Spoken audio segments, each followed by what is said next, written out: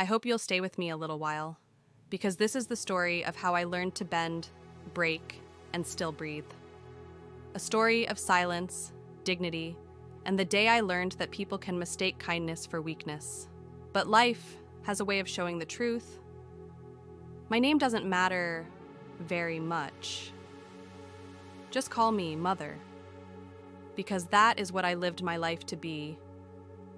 I raised my son with everything I had. We didn't have much money, but I made sure he had warmth, a full stomach, and a heart that knew how to love. I worked as a seamstress for many years. My hands were always busy, sewing, stitching, repairing clothes for others. Sometimes until past midnight, sometimes until dawn. My eyes blurred, my fingers bled, but never complained. We were happy, or at least I believed we were. My son Armin was a quiet child, thoughtful, soft-spoken, like me. We didn't talk much, but we understood each other. Some relationships don't need words, just presence. When he grew up and got a good job, I was proud. When he told me he was in love, I was happy, truly happy. I thought my heart couldn't hold more joy. He said to me, "Mother, her name is Zara. She's beautiful, educated, and her family is very well off." I smiled, but quietly, because something in my heart, a small ache, told me that maybe I would not fit in their world. But I did not speak of such things. A mother's love is not about holding children close. It is about teaching them how to fly, even when it leaves you behind. The first time I met her family, I wore my best dress, one that I sewed myself. A simple, light brown camise with embroidery at the collar. It was clean, neat, and well pressed. But compared to their shining jewelry and sparkling shoes, I looked like a bird who wandered into a palace. Still, I smiled. Her mother looked at me from head to toe. Her eyes paused on everything I was. My simple shawl, my old handbag, my sandals that had been repaired twice. She gave a cold smile and said, "Oh, you are Armin's mother?" As if my existence was inconvenient. Zara looked beautiful. Hair perfect, nails polished, perfume soft but expensive. She held Armin's arm tightly. She didn't look at me long, just enough. To dismiss me, her father didn't say much, just nodded.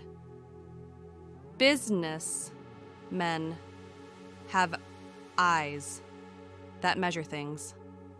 And I think he weighed me and found me light.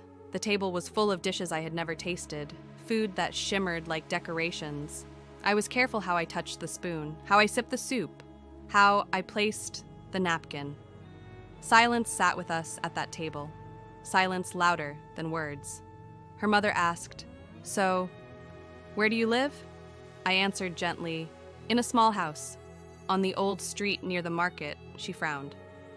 "Oh, that area," as if the name itself had dust on it. Her daughter, my future daughter-in-law, did not defend me, did not smile, did not try to make me feel welcome. That was the first moment I felt the distance, the kind of distance that is not seen, but lived. Days passed. Then came the wedding. They arranged everything, and I was placed on the side, not ignored, but pushed to the background like old furniture. I didn't say anything. A mother learns to swallow her hurts, not because she is weak, but because she is needed.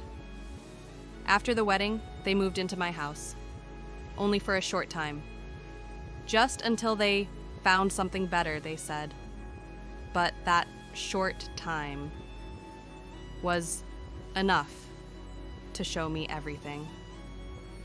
Zara did not like the size of the house. She did not like the old tiles. She did not like the curtains. She did not like the way I cooked, or folded clothes, or placed spoons in the drawer. One morning she said to Armin, "Your mother needs to learn new things." as if I was a child, as if my years of survival were ignorance. But my son, he said nothing. I didn't blame him. Love blinds. And he loved her deeply.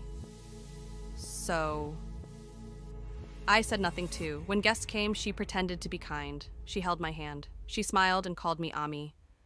But when the door closed, the smile disappeared. Small insults became daily rituals. Your clothes are outdated.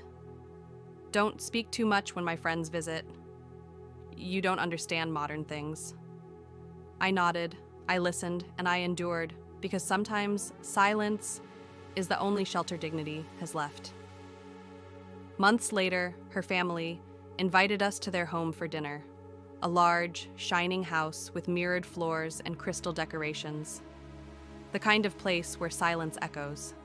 I wore that same stitched dress, not because I didn't have others, but because it reminded me of myself. Simple, plain, steady. When we arrived, her mother's lips curved in a polite smile that did not reach her eyes. "Oh, welcome," she said, and then whispered to Zara, just loud enough for me to hear. "Next time, dress her better." People are watching. My heart broke a little that night, not from the words, but from the knowledge that my son heard them and remained silent. Dinner was elaborate. People talked about foreign trips, but